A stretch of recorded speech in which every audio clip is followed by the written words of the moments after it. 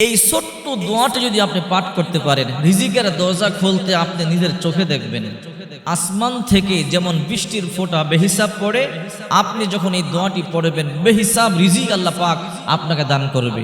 যে কাজে হাত দিবেন সে কাজে সফলতা পাবেন। আল খাসাইসুল কুবরার ৩য় খণ্ডের মধ্যে এসেছে, এক সাহাবী বিশ্বনবী মুহাম্মদ সাল্লাল্লাহু আলাইহি ওয়াসাল্লামের কাছে আসলেন। এসে বলি, ইয়া রাসূলুল্লাহ, আমি একজন গরিব সাহাবী, আমি একজন অসহায় সাহাবী। ওগো নবীজি, আমি এমন গরিব, আমার চলতে বড় কষ্ট হয়। ওগো নবীজি, দুনিয়া মনে হয় আমার জন্য না, দুনিয়া আমার থেকে পশ্চাৎবরণ করেছে। ওগো নবীজি, দুনিয়ার নিয়ামত থেকে আমি বঞ্চিত। নবী, আমার রিজিকের অভাব, নবী আমার টেনশন, আমি ঋণগ্রস্ত পেরেশানের মধ্যে এসেছি।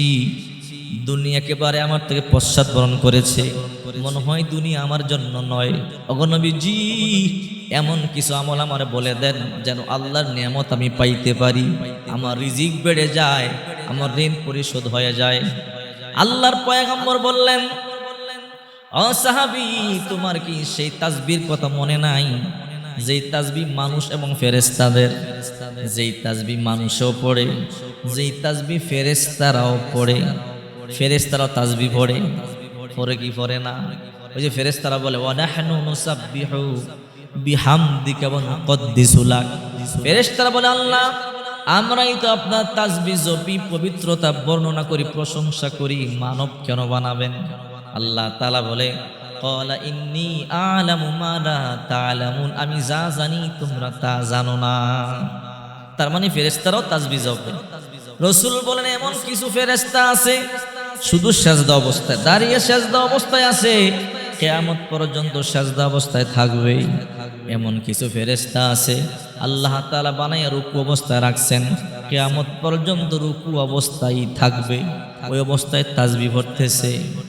এমন ফেরেশতা আছে দাঁড়িয়ে আছেন, কিয়ামত পর্যন্ত দাঁড়িয়ে দাঁড়িয়ে আল্লাহ তাসবিহ জপে। সুবহানাল্লাহ। বলছিলাম, ওই সাহাবী বলে, ইয়া রাসূলুল্লাহ, দুনিয়া আমার থেকে পশ্চাৎবরণ করেছে। আল্লাহর হাবিব বললেন, সাহাবী, তোমার কি সেই তাসবিহ মনে নাই যে তাসবিহ মানব এবং ফেরেশতাদের? এই তাসবিহ ফেরেশতার উপরে মানুষও পড়ে। রে সাহাবী, যদি তুমি এই তাসবিহটা সকালবেলা এবং সন্ধ্যাবেলায় 100 বার পাঠ করো, দুনিয়া অপমানিত হয়ে তোমার কাছে ফিরে আসবে। সাহাবী আশ্চর্য হয়ে গেছে, রাসূল কি বলেন? বলে, হ্যাঁ, ওই তাসবিহ যদি দৈনিক 100 বার পাঠ করো, দুনিয়া তোমার পিছনে ছুটবে, অপমানিত হয়ে আসবে, তোমার সম্পদের অভাব হবে না, ওয়াডেল সম্পদের মালিক আল্লাহ বানায় দিবে। সাহাবী তখন বলেন, নবীজি গো, ওই তাসবিহ আপনি আমারে শিখান। আল্লাহর হাবিব তখন বললেন, এই তাসবিহ সকাল 100 বার পড়বে, এই তাসবিহ সন্ধ্যাবেলা 100 বার পড়বে। সুবহানাল্লাহি ওয়া বিহামদিহি, সুবহানাল্লাহিল আযীম, আস্তাগফিরুল্লাহ। ছোট্ট একটা তাসবিহ, সুবহানাল্লাহি ওয়া বিহামদিহি, সুবহানাল্লাহিল আযীম, আস্তাগফিরুল্লাহ, সুবহানাল্লাহি ওয়া বিহামদিহি, সুবহানাল্লাহিল আযীম, আস্তাগফিরুল্লাহ। সকাল এবং বিকাল 100 বার করে পাঠ করবেন। কিছুদিন পরে ওই সাহাবীর এমন সম্পদ হয়েছে, দান করেও শেষ করতে পারে না। নবীজির শিখানো আমল করেছে, নবীর কথা বিশ্বাস করেছে, এত সম্পদ আল্লাহ তাআলা তারে দিছে, ওই সম্পদ দান করে শেষ করতে পারে না।